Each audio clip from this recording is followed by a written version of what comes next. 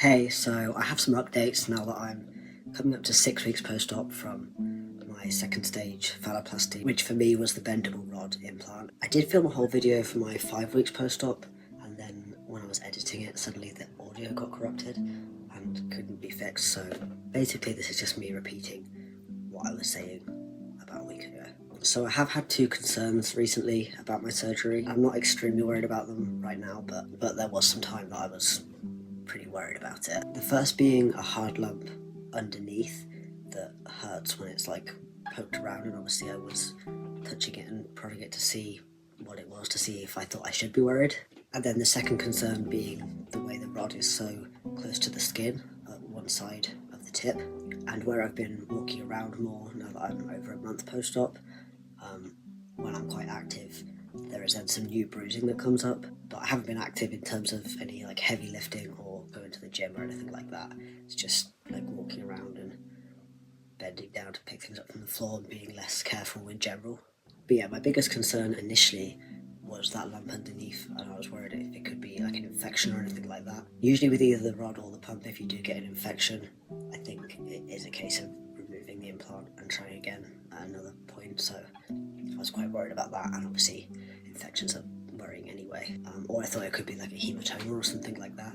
So I did want to get it checked out in the UK. There's a whole other story time I can go into another time. The first doctor I saw was an out-of-hours GP. I made an urgent appointment with him. I first spoke to a different doctor on the phone. I explained what's going on. He said I should come in to get a physical exam to see if it's like an infection or anything, because obviously general doctors can't give me specialist advice about phalloplasty, but about if something looks infected or like how the wounds are healing, scar tissue, anything like general, they can look and give like their general opinion. So obviously I was not expecting a specialist opinion, but I did specifically book in to go and have a physical exam of this lump. But yeah, basically the doctor I saw was a bit rubbish, or very rubbish. He didn't want to look at it. He reluctantly did, and then like stood several steps away from me across the room and like never touched me at any point in this physical exam, and just said he couldn't see anything, but like the lump part, it wasn't anything visible to begin with. Like that wasn't the point. Yeah, so that was a bit of a waste of money in Ubers there and back. But the next day and the day after that, I went to see two different doctors who were much better, and it doesn't look like I have an infection or a hematoma or anything to be immediately worried about. It's now seeming like maybe that's just part of how the rod is anchored to me, and obviously I had a lot of swelling there before, and now the swelling's gone down. Like when I touch it I can feel it more hard, but it's not an infection or anything like that. And it was just sore because I was a month post-op and I was like prodding it to see what it was. Now that I've stopped touching it, it doesn't hurt at all. Also, I wasn't feeling great for a while, which can also be a sign of infection, but that turned out just to be like a sore throat and a cough and like that kind of thing. So I'm all good in that sense. And I've had thrush on my tongue and cold sores because antibiotics just like mess up your immune system, so my immune system's just recovering. In terms of the wounds and everything and how everything's looking as well, I'm really, really pleased. Everything's healed really well, and the revision I had on the shape of the base, that I'm like extremely pleased with. I can't remember if I said that in another video, but yeah, it looks like better than I ever would have imagined, and I'm very, very happy. Probably why, like, if I do have concerns, I get so worried, because I am just so like pleased with how everything's gone. I don't want anything to ruin it. As for the rod being too close to the tip and like too far on one side, it is looking like I'll need a revision to shorten the rod slightly, which is possible with the type of rod that I had, and maybe like reposition it. And it does seem like that's possible to do without having to redo the whole stage.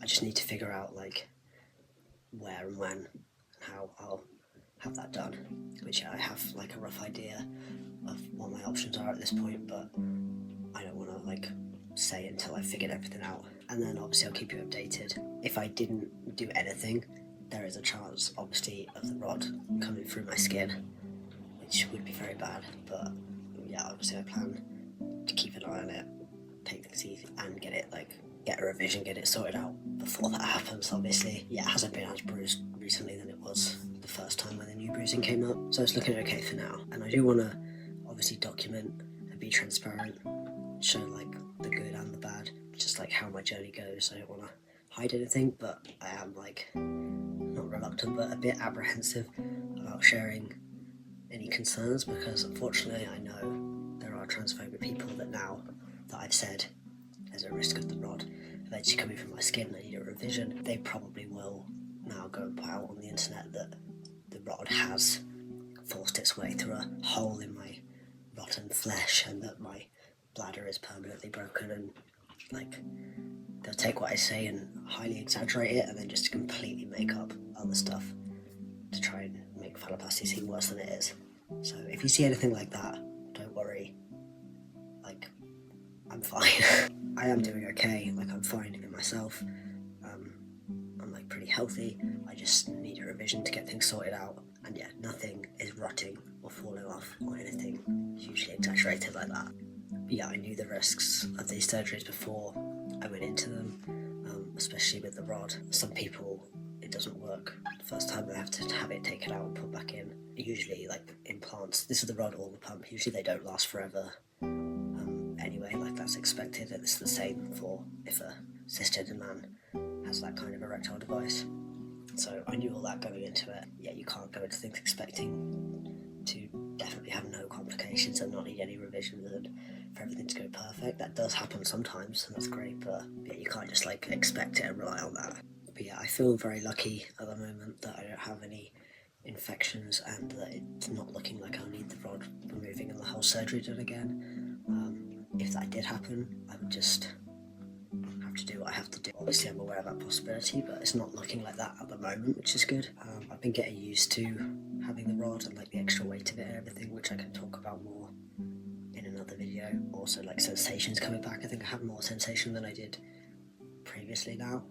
It's like stronger and stuff. I'm just very happy, and like I said, with the appearance and the medical tattooing as well, I'm just like really pleased. Overall, I don't have any regrets. I do think if I ever need the rod replacing in future, I might consider getting the pump instead, because I do see the pros and cons to both, but yeah, I'm not like immediately regretting having the rod.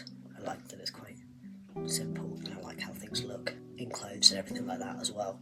I'll make another video going into all of that. This was just a video about those two concerns I've had, just to be like transparent. If you have any questions, let me know and I'll keep you updated.